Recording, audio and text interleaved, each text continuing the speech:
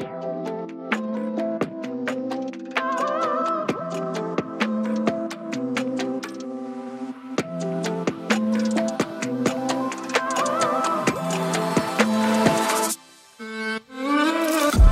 it begins again. Welcome back to Creep Geeks Podcast. I'm Greg. I'm Omi. This is Season 8, Episode 325. Machete Clown, Psychic Swindlers, Ouija Board Teacher, Giant Spiders in Smoky Mountains National Park, and Recycling Bigfoot. Yeah.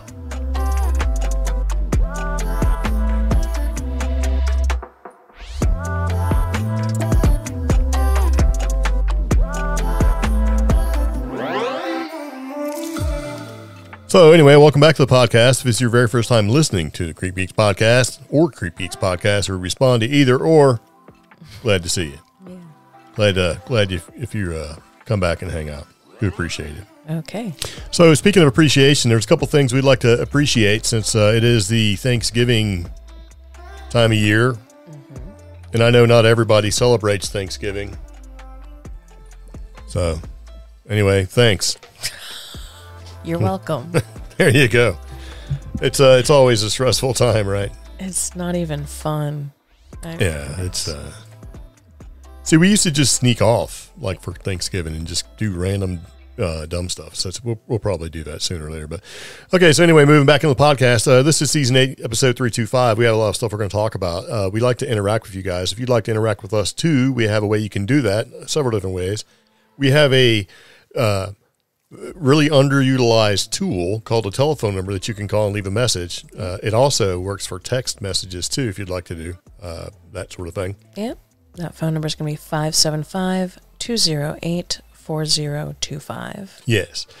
So call and leave a message if you have something you'd like to share, or if you'd like to, tell on somebody, that kind of thing. If they did something silly, you could do that too. Oh gosh. So, also, we have internet presence. We do Facebook, Internet Explorer, Netscape Navigator, right?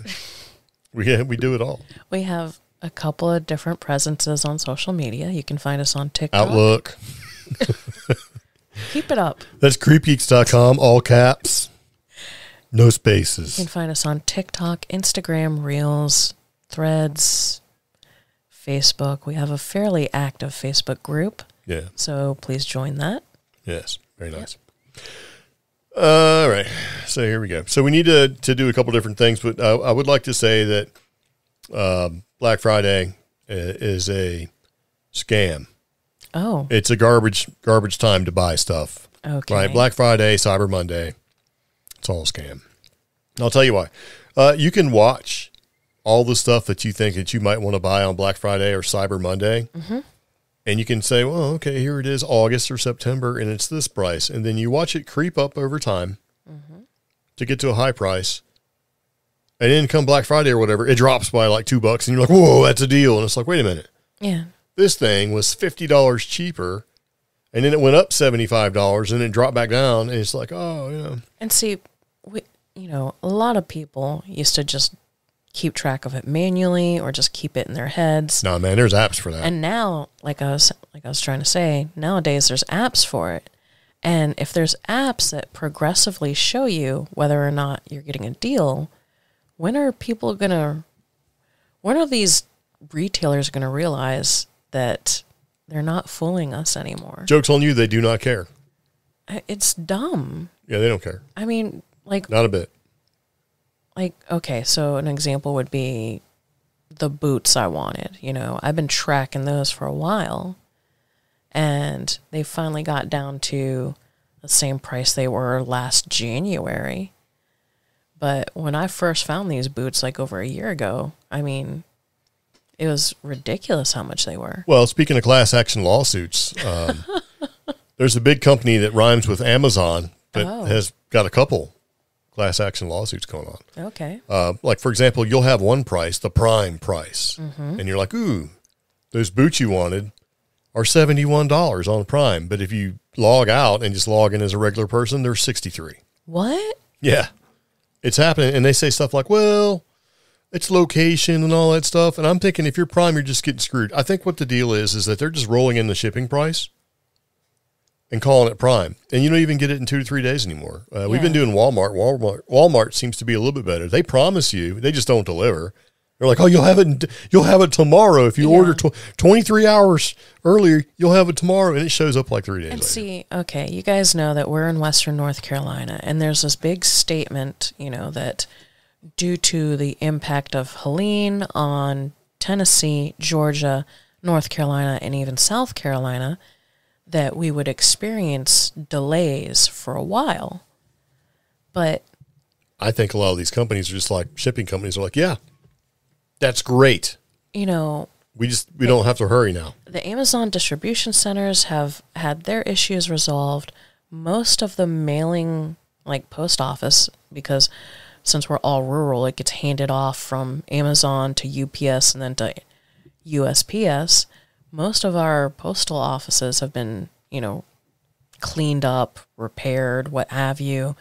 And there is no reason now for if we order anything off of Amazon, it only comes USPS. Yeah. Well, I think last year we were getting stuff for Christmas via UPS though. I don't think so. But yeah, now everything, like I've ordered in the past week or so, or no, 2 weeks, is taking 5 to 9 business days. Yeah. So anyway, the reason why we bring this up is I'm just aggravated by it. That's really about the only reason. Yeah, and don't try to Amazon us like fresh food or something. I don't know.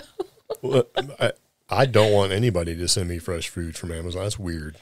Like, hey, here's some mystery food. Stranger food. All right, so kind of moving back into the podcast a little bit, just watch out. If you're going to buy something and you're wondering if it's a good deal or not, and you've been looking at Black Friday, Cyber Monday thing, just be aware. It may or may not be the best deal out there. And I think we should all be trying to save a little bit of money. Yeah.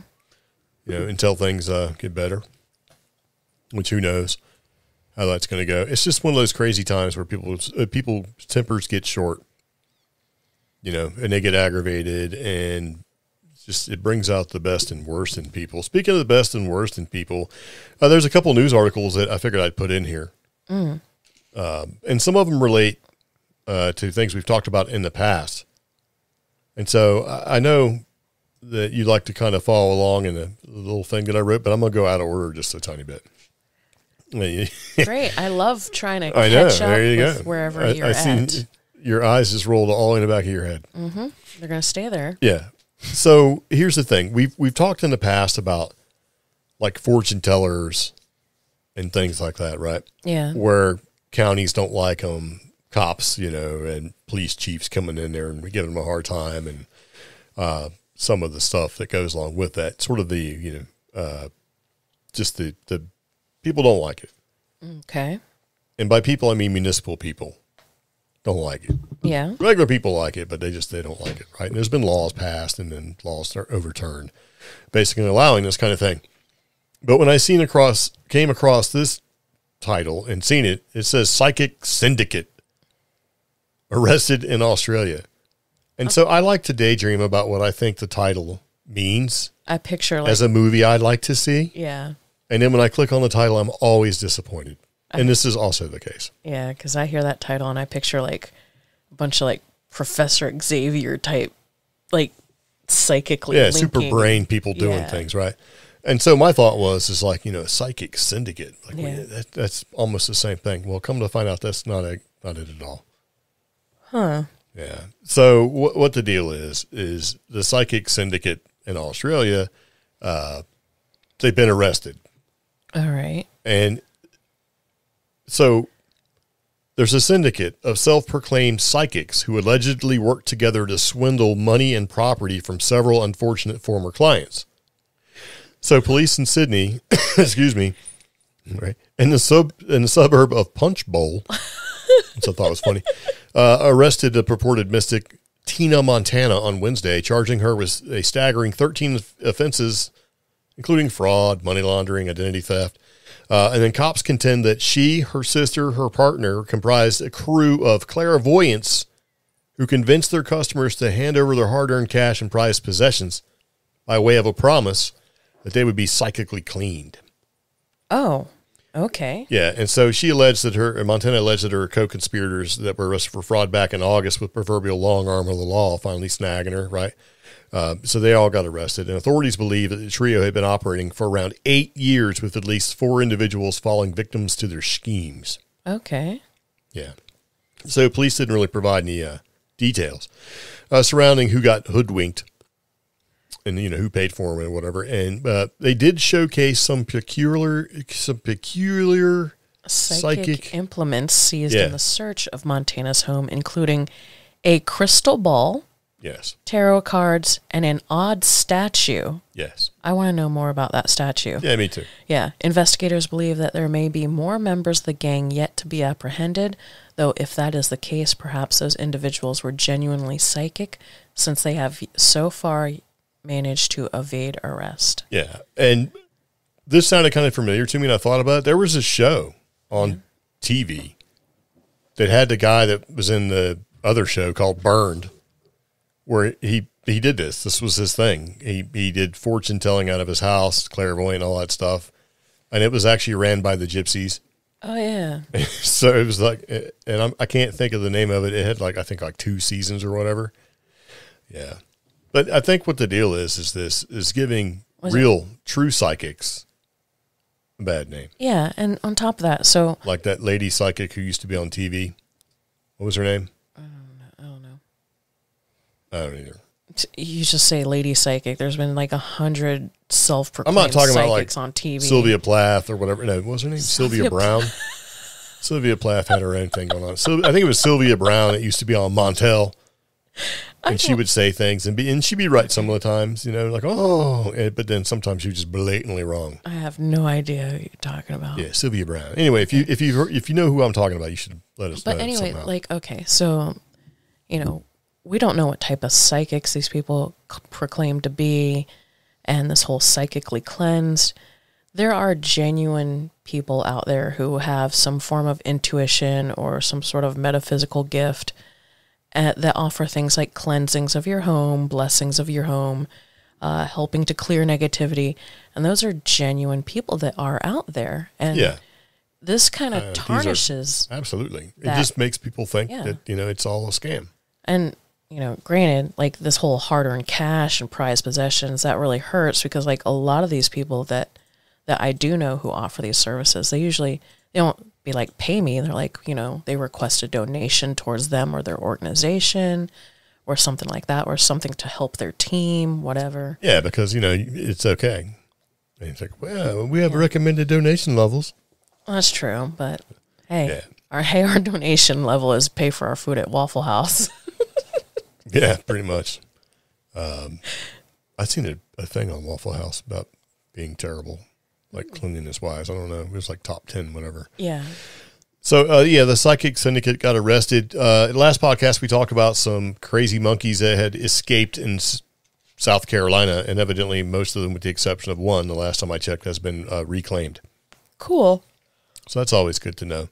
But yeah, speaking of other things that we've talked about in the past have come back again, and evidently the machete-wielding clown menaces Atlanta man. It harkens back to, we kept having all the clown sightings in South Carolina and all over the place. Yeah. Over years, where it'd be oh, they're back again. Right. And people would just be running around acting crazy, dressed as clowns. And I'm really shocked that, not more of these clowns have been shot. I got to tell you, if I'm getting in my car late at night and a machete wielding clown has come running at me, YouTube joke or not, I would probably, defend myself. So this is creepy, though. I mean, in this report, it's a wild story out of Atlanta. A man claims that he recently had a terrifying encounter with a machete-wielding clown that chased him down the street. Now, according to the reports, the bizarre incident occurred earlier in the month when the unnamed witness left his apartment for a walk. Alas, the normal routine afternoon stroll took a turn towards the unsettling when the sudden appearance of what he described as a well-dressed man with a clown mask and a tricycle, like a scene out of a horror movie. I'm thinking Saw. Yeah, Saw. The haunting Harlequin initially appeared mirthful, making some fanciful maneuvers. Okay, you know what? I don't need this alliteration. Anyways, the unsettling stranger quickly became menacing when it began to suddenly venture towards the witness. And he's literally thinking it's a prank. But his suspicions really started to turn to like genuine concern when the approaching clown like pulled out a machete. Yeah. Yeah. And at that point, the witness said, "I was scared for my life." The machete-wielding clown managed to get within a few feet of him and started swinging the sword at him. Now, the showdown actually escalated even further as the man just so happened to be armed as well. "I pulled out my gun and said, 'Please leave me alone,'" he recalled, and lamenting that the firearm did little to dissuade the persistent stranger. "He still came after me," the man told the local TV station, which led to him fleeing the scene with the clown in hot pursuit. The chase brought the pair down to a busy street where the man managed to escape the machete-wielding weirdo who was nearly hit by a car. Wow. While one might find this extraordinary tale hard to believe, others in the neighborhood have also reported encountering the unhinged Harlequin, leading to a warning about the clown being issued by multiple area apartment complexes. Meanwhile, authorities are also investigating the matter. Looking back on the unnerving experience, the man marveled that he was managed to escape the close encounter with the clown unscathed. One imagines that the clown might feel the same way, considering that the jester was staring down the barrel of a gun that the witness, decided to opt not to fire. It says commendably opted Yeah. not to fire. And the guy is happy he escaped. I would have put the clown down. I mean, he was approaching with intent to harm, Yeah. And the fact that, here's the thing, he chased him down the street, and then at one point he chased him even further, and the clown almost got hit by a car. There has to be at least one or two witnesses. Was any of this caught on camera? I don't know. And it's hard to say. I know, but I mean, maybe it is. Maybe it's a prank. Maybe you'll see it on YouTube or something like that. But there's certain places you don't do that. I would think that Atlanta would be one of them. But and that's the I other. mean, in real life, I think if somebody came up and if it was apparent that somebody was going to do harm like that, I think if you give them a couple warning shots, maybe they'll quit. So you could be like Danny DeVito and Sunny in Philadelphia. So anyway, it started blasting.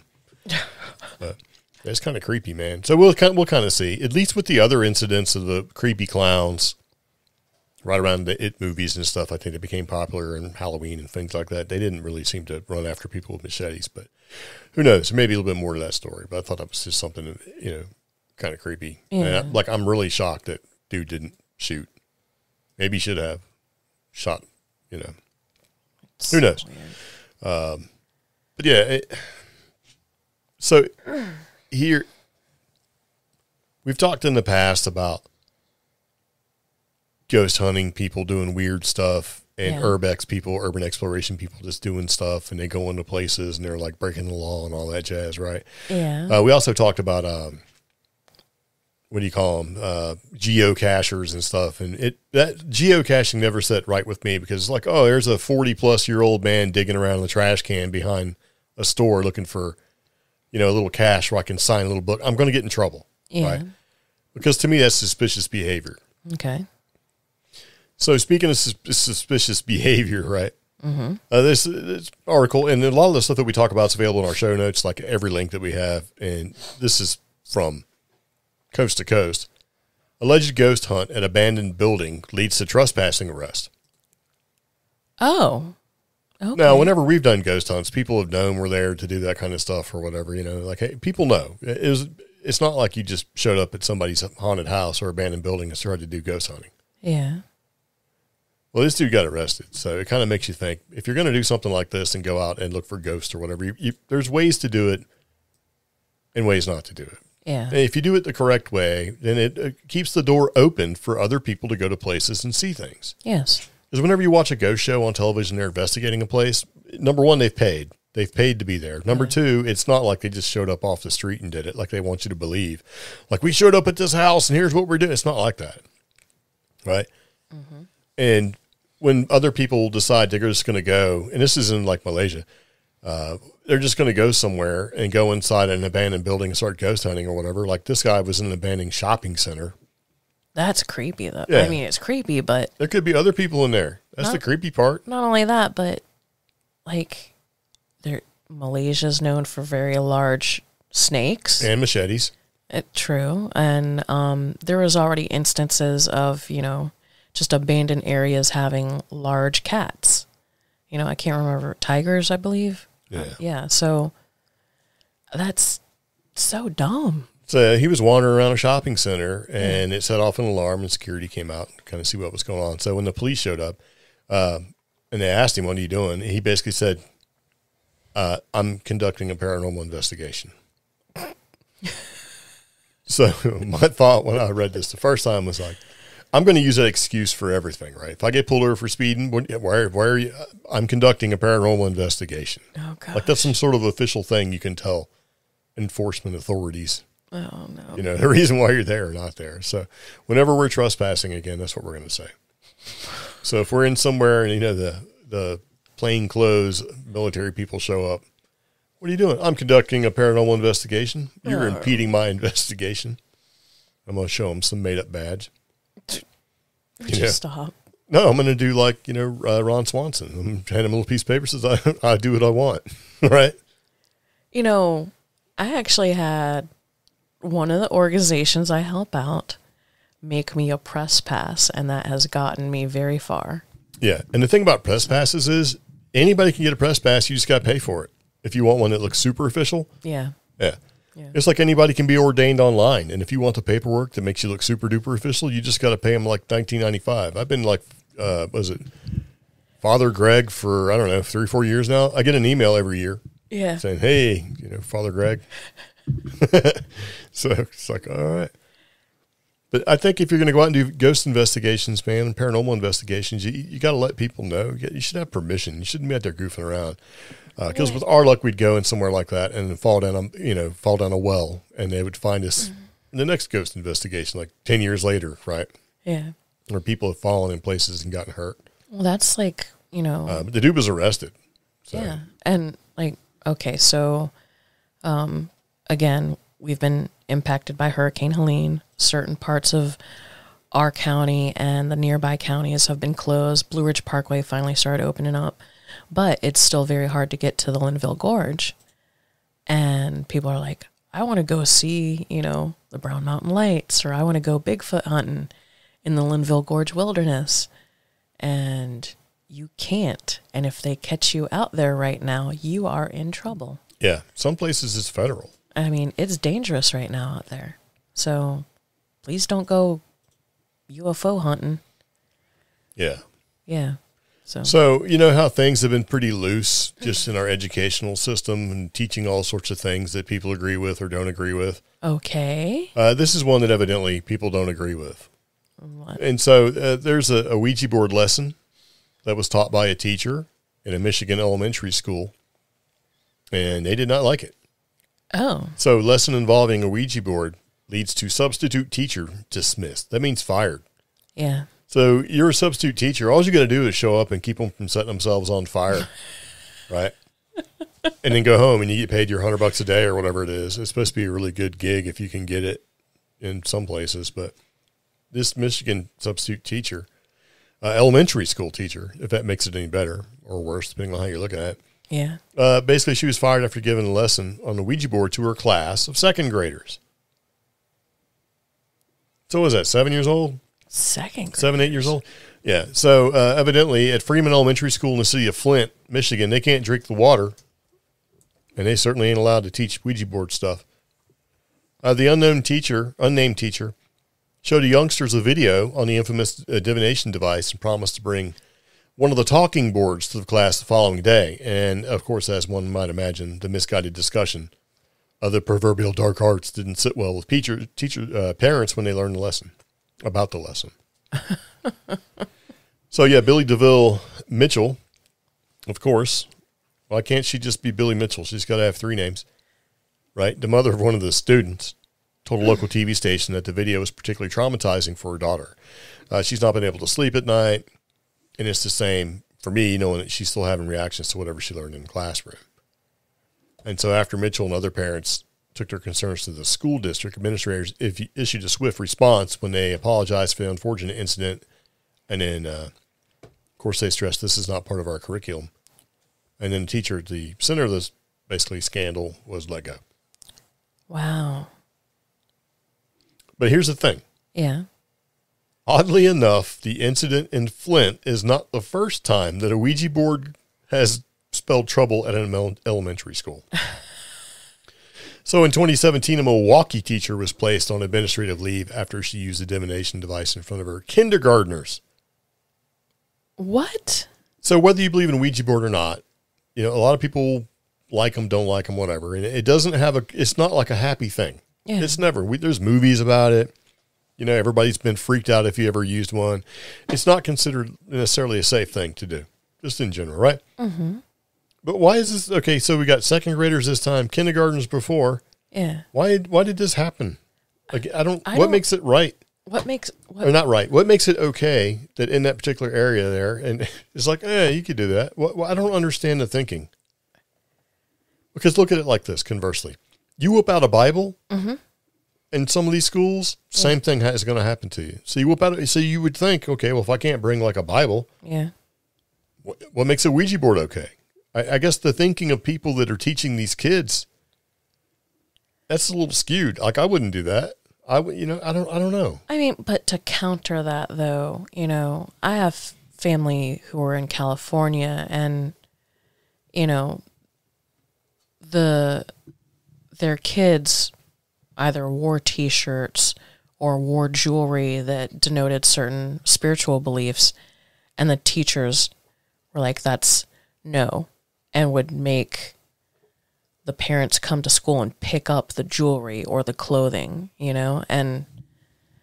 Well, yeah, but I mean, that's a set of guidelines they have put in place for whatever reason, right? Yeah. But this is a teacher thinking it's okay just to bring in a Ouija board and teach in front of class. Because it was like not Christian or, mainstream religion for those pieces of clothing or jewelry, well, So I think it must be something in that region where people think it's okay. I don't think, or they're not thinking it through. I don't think it's classroom appropriate. And I don't think a lot of teachers are taught what's appropriate in a classroom and what's not. So I don't think that's part of a lot of places, if you have the educational requirements, then hey, guess what? You can be a teacher. Yeah. But I think that there needs to be, and I may be wrong with this, I'm just going off my past experience. One of the things I did when I was in the Navy was I was a trainer. I was an instructor. They sent you to a school and said, here's the way to do this. Here's how you do it. You have proper classroom decorum. Here's how you effectively instruct or teach a class. Here's just some rules you need to adhere to. Yeah. And then when I got out and did it for an organization that did prevent blindness training and stuff like that and gave you a 2-year certification, they evaluated you. And they also had rules because you were going into schools, different schools, high schools, even colleges and stuff. And they taught you some decorum, right? What's accepted and what's not. I don't think that is the case anymore. I think it's a lot of places just the Wild West that they just want somebody there and they're just like, as long as nothing bad happens, we don't care.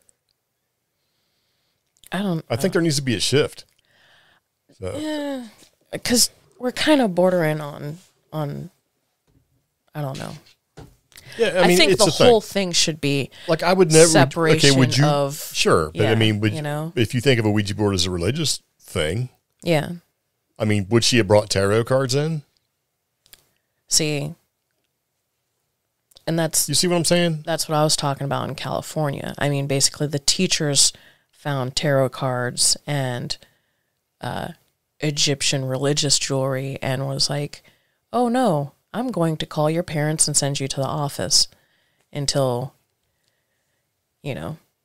Yeah, Yeah. it just seems strange to me that in this substitute teacher's head, and then it happened before. Is that it's okay, because I just think if you're going to do something like that, then you're definitely going to cross the line with something else. But then we live here in the South, where depending on the school system, it's the opposite. So yeah, but I mean, you could live out west and it could be the opposite too. Sure, I don't think it's just because you're one place or the other. Sure, I think altogether, all teachers, regardless, there needs to be a level of that's not something you bring into the classroom. I've seen videos on the internet where you've got teachers cussing in the classroom and then kids cussing in the classroom. Like, that's okay. Mm-hmm.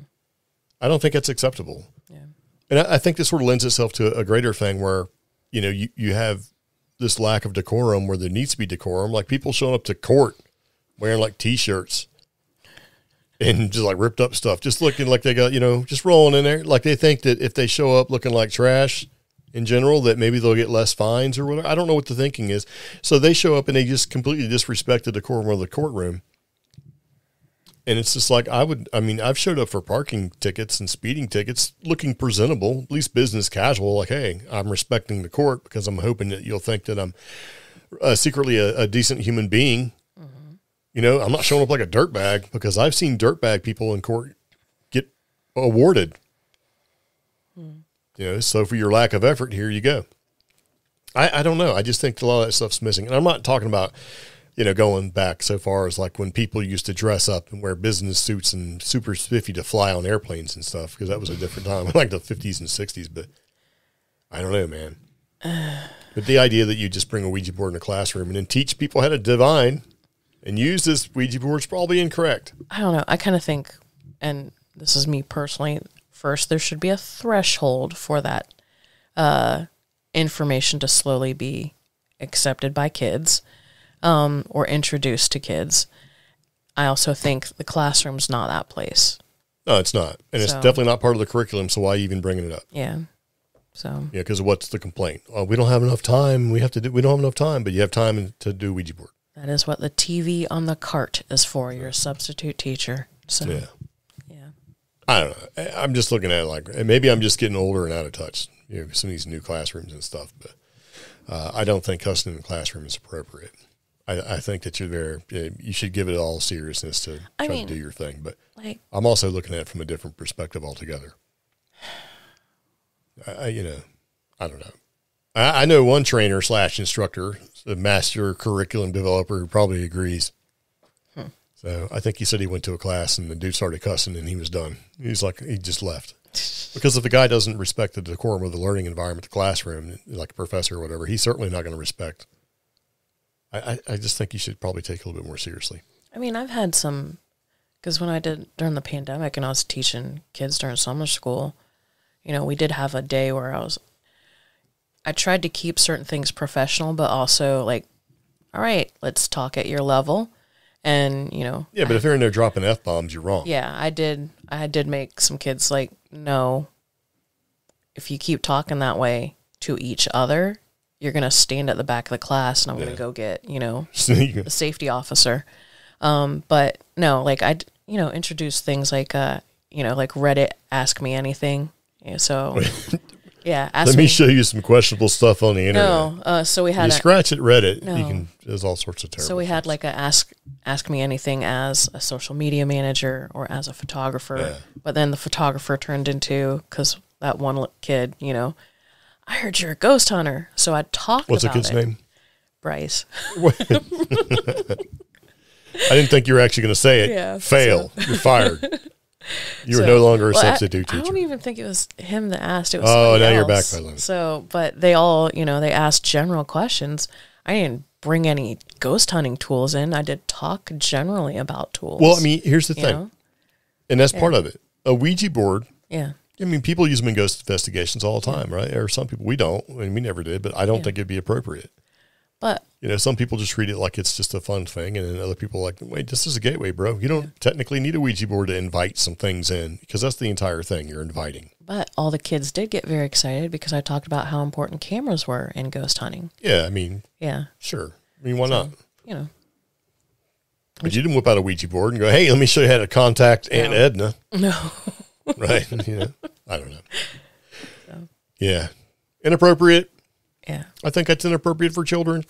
Now, we've had ghost investigations where youngsters showed up. Their parents brought them. Yeah. But they weren't like too young. I think but maybe Daniel remembers if he's listening. But yeah, and then at some point you kind of have to go, is this appropriate for the kids or not? At what point do you step in and step on a parent's toes and go, hey, look. Yeah. Yeah. I mean, like a conference or an event or something where you're doing a little bit of public speaking, I can say, that's kind of like PG-13 or whatever, you can sort of overlook it. But an actual ghost investigation or ghost hunt, you kind of start questioning things. I don't know. Maybe I'm just looking at it wrong. Yeah. If they're thinking it's like entertainment, then you have to look at that. It's like, especially if you're in an area or you've had some experience with activity where you are, and you're like, you may think this is just fun and games, but you might bring a little something home with you, and you got something whispered in your ear in the middle of the night. And going back to hey, yeah, nothing like that to going back to that teaching experience. Like half the kids in the class grew up hearing how the school that they'd be attending was haunted. Yeah. So they were like, well, maybe we could go. I'm like, no, we're not, because that's not the point of this class. No. I'm here to teach social media and photography, but. Well, I remember hearing the stories of how my high school had a swimming pool on the 3rd floor. Yeah, I heard that one. Just got to take the elevator. It's like, all right, whatever. Yeah. So, all right, so far we talked about a psychic syndicate, which is really just a scam ring, taking money off people, and then a machete-wielding clown who probably should have been shot in Atlanta. And then ghost hunting gets you arrested if you're trespassing, so you should probably follow some kind of rules when it comes to this sort of thing. Ouija board substitute teacher fired. It happened again, so there's 2 instances in around the Michigan area. Minnesota, Michigan, I think they're pretty close together. I don't know. I'm not sure. But here's one that's kind of close to us, and this kind of freaked me out a little bit. Is big giant spiders. Big giant spiders in the Great Smoky Mountains National Park. I don't like this. Okay. Have you seen these big giant spiders? They're called Joro spiders. They look like big old orb weaver spiders. They're a much maligned species of arachnid with a leg span that can top 3 inches. That's as big as a McDonald's double stack. Or McDouble or whatever, little tiny little burgers. They used to be much larger. So this is a big giant spider. Oh, it's in the Great Smoky Mountains National Park. And they're an introduced species of spider. They spread over the East Coast the past decade, and there's national headlines. Who introduced them? Why? But they've officially taken up residence in the Great Smoky Mountains National Park. In Cades Cove? Yeah. Why? I don't know. So according to Jarrett Rendon, who's an AmeriCorps volunteer during doing a little bit of vegetation management, he photographed a Joro spider in Cades Cove in National Park, where Joro spiders have been present just outside the park's boundary in Tennessee since October 2023. But this marks the first time they've actually made it into the Great Smoky Mountains National Park. And if they got in early enough, they didn't have to pay anything. Right? But evidently the species is here to stay. And what that's going to, or what kind of effect that's going to have on the ecosystem, that isn't clear. Can you imagine sneaking around the Great Smoky Mountain National Park at night and running into it face first in this big 3.5-inch spider? Into an 8-foot spider web? No, I cannot. Yeah. I do not want to. You run right off the side of a cliff out there, man. I mean, that's terrible. I already spent half the summer getting mad because I kept running into, Pepper kept walking me right into spider webs. Yeah. So just so you know, they're huge. And while the males are small and drab, the bright yellow, black, silver, and red females can reach more than 1 inch in body length and 3 inches in leg span. Yeah. They make circular webs. Spun from golden-colored silk, can stretch more than 8 feet in length, like you were saying. Yeah. You'll see the webs all over the place, houses, carports, that kind of thing. And so they were first spotted in Georgia in 2013, and Joro spiders likely arrived on a cargo ship from East Asia, where they're actually native.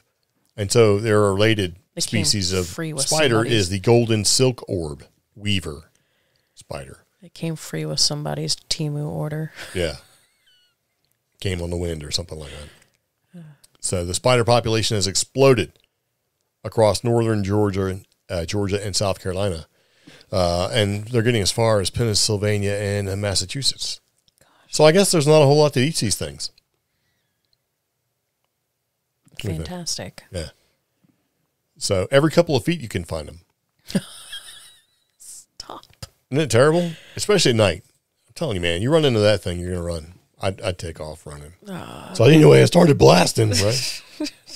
So, yeah. And so, they're not dangerous to people, allegedly, according to this guy, or this person named Coyle, who's handled Joro spiders, calls them docile, and even notes that when even picked up, their usual response is to try to flee. So, yeah. You have to really be agitating the thing to get bitten. And then when you do, it generally ranges from a mosquito bite to a bee sting kind of reaction. And the spider bites aren't dangerous to pets. And while some headlines, this really sort of bring it home for you, while some headlines have claimed that Joro spiders can fly, Coyle notes that it's only true for the minuscule, freshly hatched spiderlings, which can drift on air currents on a tiny silk thread called ballooning. Yeah. So, yeah, you go. There's the little ones. I've seen the nature specials little, where whizzing other around. species do that. I don't know what's worse, running into one that's maybe strung a big web between two trees, or just having one fly right in your hair. Oh no! This summer, the big thing in the news this summer you're in your car and they're crawling all over you. And I think we talked about it during the podcast, was how ticks fly and can like magnetically attach to you. Yeah, that's gross too. Yeah, and like I had ticks jumping on my head this year, and Stephanie did too. No. So yeah. So it doesn't mean that with all that there's not any real potential downsides. Mm-hmm. So they could have a negative impact on the biodiversity by displacing the natural orb weavers that are already there. That's not cool. And so researchers are finding that Joro spiders were numerically dominant at more than half the survey sites. Boo. Yeah. So there's not a whole lot of research on the ripple effects of the invasive spider on the ecosystem. You know, because when you replace a whole community, it's just typically not good. Yeah. These things are huge. Here's the fun part. At the end of the article, he mentions they do like to put their webs on places people like to go. So shelters, lean-tos, they're probably going to be in there. So imagine you're doing the Appalachian Trail, you've hiked for miles and you're really tired. So you're going to go to the shelter and it's getting dark. And These big giant spiders. Walk into spiderweb after spiderweb inside the lean-to or the shelter. Yeah. So hikers are concerned about encountering one of these 8-legged giants in the wild. That's kind of what you're talking about. It says, though, the guy is saying Joro spiders are not aggressive in any way, shape, or form. They're annoying, but not dangerous. Yeah. So. Yeah. And I'd like to point out that on this article, the ad next to it is the brand new Sabre Frontiersman Max spray, approved for bears and big cats. And probably spiders. I would test it. Yeah. It's handheld and he's shooting it right at the, like just an open area. And I'm like, I bet if we zoom in, we'll see spiders.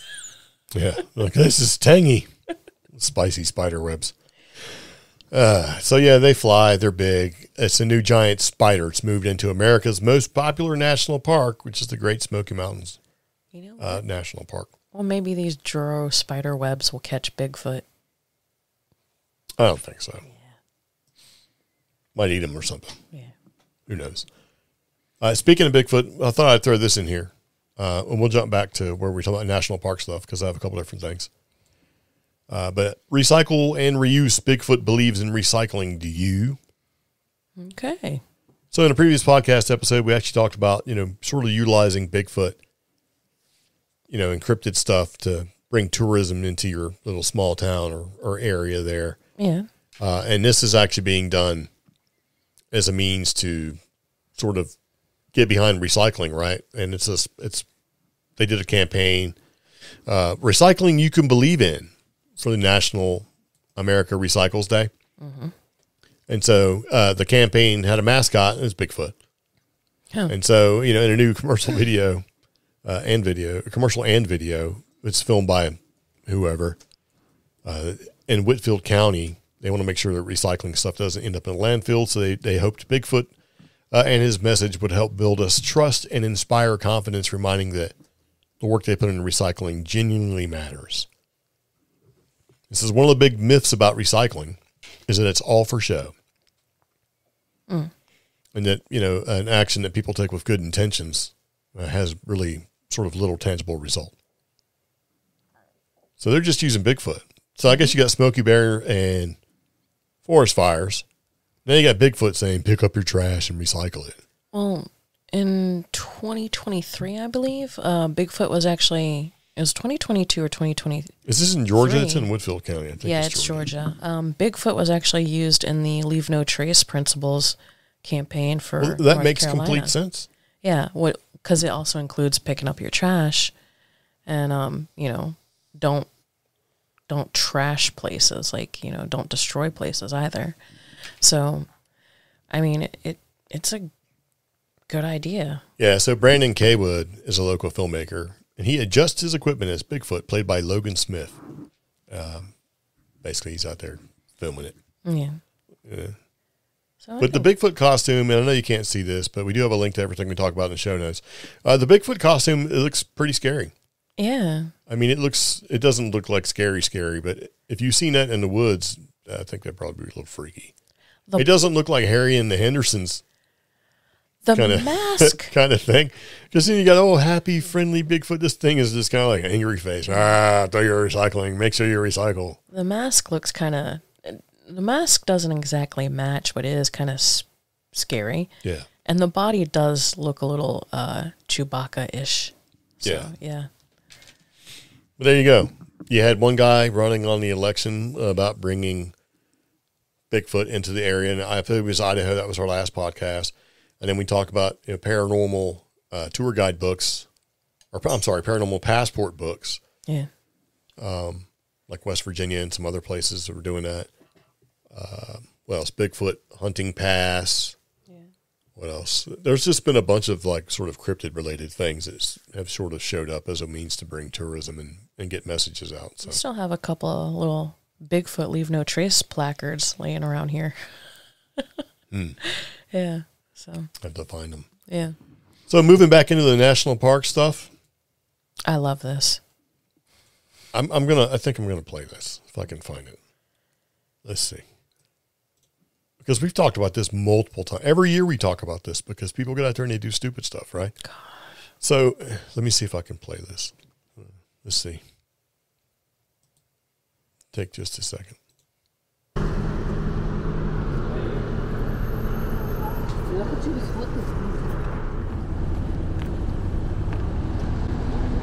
So it's a mother and her daughter heading off to go look at the wild bison in Yellowstone.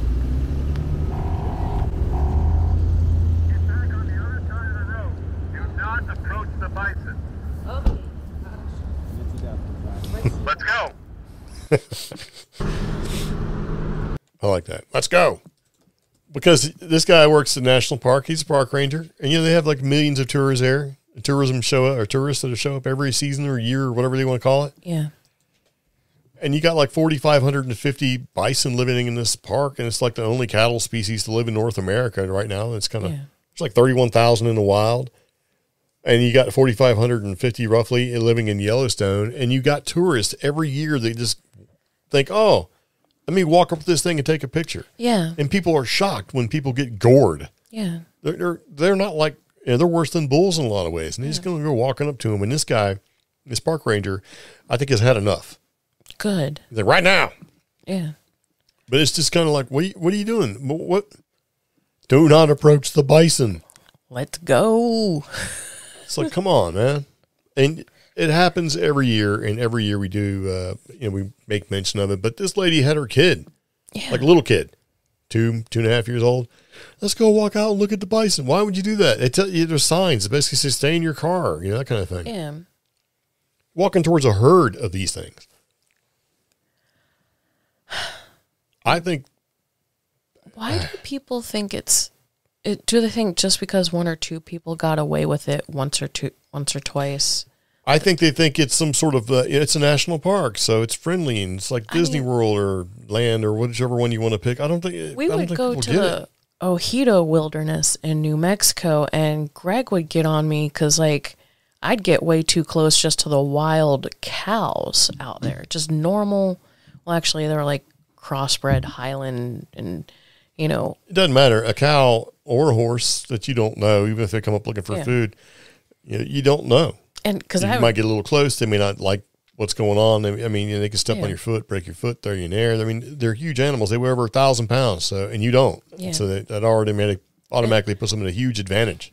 Yeah. So like I'd be trying to take like close up pictures of them. I'd get some great pictures, but there were one or two times where I took the picture, that cow or actually bull heard the shutter button and turned and started coming towards me. And it was just He's like, probably looking for something to eat, but you never know. yeah, And depending on the time of year, a lot of them are like, "Hey, are you approaching my ladies? Those are my ladies." that's pretty much what And they're like, happened. "Hey, you," and they're going to get you, right? So yeah, They're unpredictable. These bison, they can run up to 3 times faster than people, yeah, and they've injured more people in Yellowstone than any other animal. And they're more likely to attack yeah. if they feel threatened. A lot of stuff runs away. Hey bear, and they'll just scurry off. Bison's like, "You want some of this?" And they're dumb. But see, even that, They'll like, blast the side of your station wagon at 65 miles an hour, and you're shocked. I mean, they the- can't run 65 miles an hour, but you know what I mean. yeah, with the grizzly bears, I saw some TikTok, and it was from earlier in the summer, or not early, late summer, where the rangers are out there having to risk their well-being because people are stopping, getting out of their cars because they see one or two bears. And the bears are just trying to fatten up for the winter because Yeah. they're grizzlies. They're They're just big being bears. ones. And, the rangers have to, get between the people and the bears, and the people just keep getting closer and closer, which means, unfortunately, the rangers are getting closer to these Yeah. big apex predators who are grumpy and hungry. And that's not fair to those rangers, No. you know? So you're supposed to stay at least 25 yards away from the bison in general. Yeah. Here's some guidelines. Give bison space when they're near a campsite, trail, boardwalk, or parking lot, or in a developed area. If need be, turn around and go the other way to avoid interacting with a wild animal in close proximity. Yeah. Approaching bison threatens them. Yes. Well, that's something, right? They may respond by bluff charging, head bobbing, pawing, bellowing, and snorting. These are warning signs that you were too close and that a charge is imminent. That elk. So they're like, "Oh, look at him. He's waving at me." It's like, no, man, he is not waving at you. Remember when that elk started pawing at the ground? Yeah, and snorting, and you're like trying to get close. And I'm like, "What are you doing? Get away from it." It's just huge. Yeah. And it made lots of noise like, "I am going to stomp on you." Yeah. So, here you go. Do not stand your ground. Right? Well, sometimes they say stand your ground, right? Don't stand your ground. Immediately walk or run away from the animal. Mm-hmm. So, run away.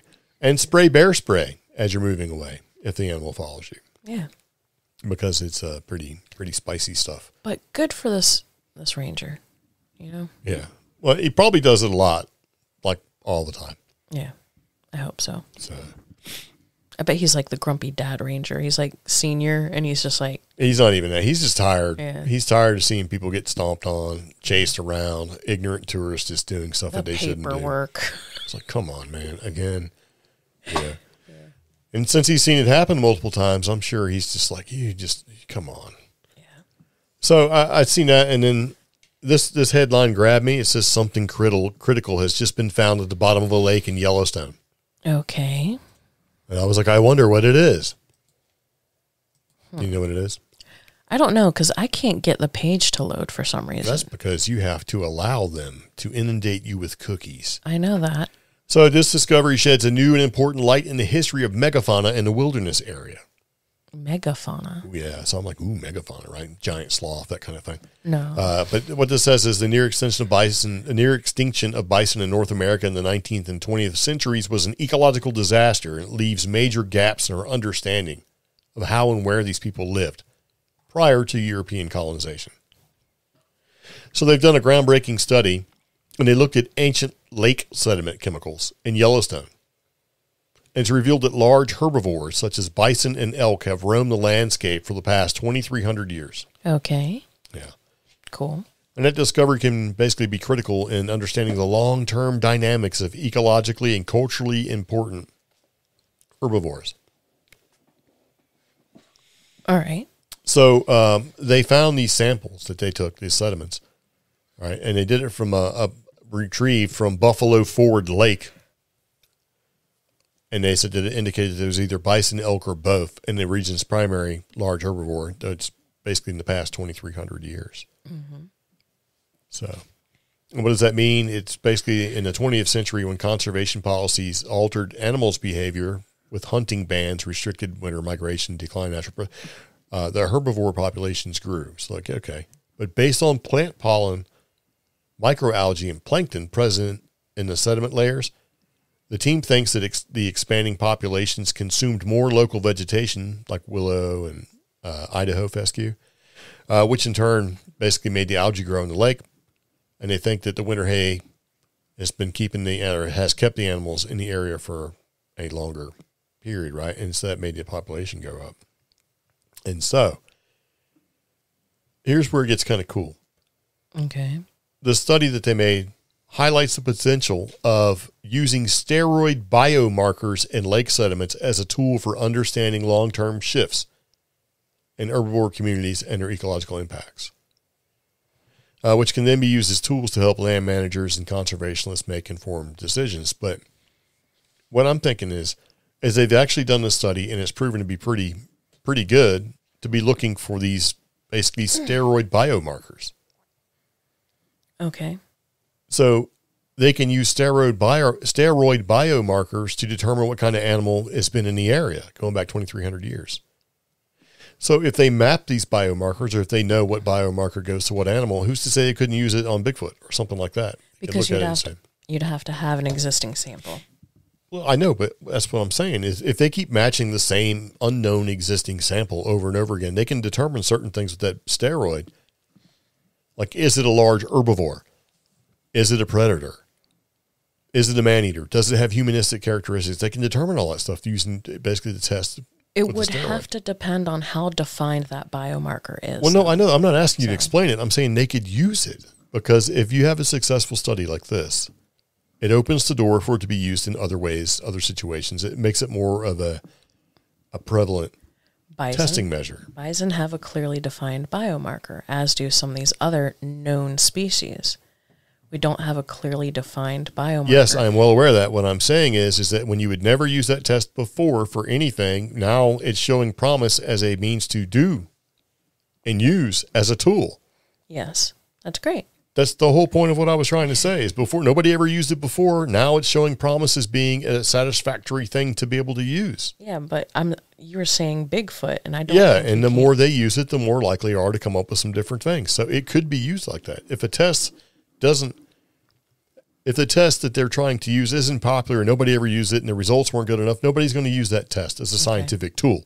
However, this is showing that this is worth using, and it was a wildly successful sort of test that they used. So now this opens the door for other scientists and stuff to start using this steroidal biomarker test to find things, right? Yes. There you go. Known it's another. It doesn't matter. It doesn't matter, Romy. It's now going to be popular to use instead of just having one group of scientists use it and that's it. Didn't we try to use something similar for the Loch Ness? And the reason why I bring this, that was something they did. It basically as effectively was touch DNA. Yeah. So the point is that when you're a group of scientists or whatever doing a research study and you're like, I would like to spend the money on this steroidal biomarker test. And the people that let the money go, and I don't know, nobody's ever done that before. It's probably just going to be a waste of your money. They can say, no, this study that was done in Yellowstone has gone back and showed that these steroidal biomarkers have shown that large herbivores, 2,300 years ago. It's like, okay, let's let the money go so that you can do your test. Because, that's all it is. I don't know if we should spend the money on that. Has anybody else ever used it? And there you go. It's not like you can look at an Amazon review and say, I think we should buy this for the company. According to Amazon, it's just another test. That's all I was trying to say. Okay. So regardless of whether, you got to test for Bigfoot, we don't even know what Bigfoot looks like. So how can we test for it? That wasn't the point. The point is that this is another tool that can be used.